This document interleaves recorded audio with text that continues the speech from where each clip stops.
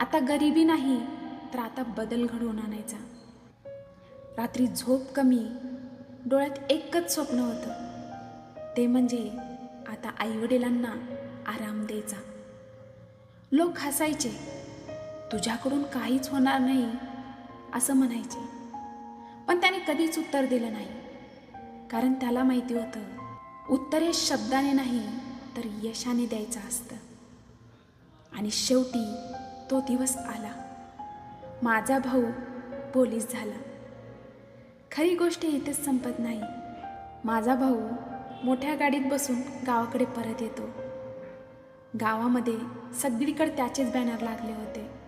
ढोल ताशांचा आवाज होता. सगळं गाव त्याच्या स्वागतासाठी उभं होतं.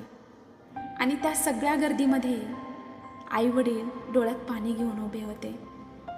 ज्या हाताने उन्हात काम केलं, आज त्याच हाताने मुलाला सलाम केला. तो क्षण फक्त त्याचा नव्हता, तो सगळ्या गावाचा अभिमान होता. आज घर मोठं नसेल पण नाव मोठं झालंय.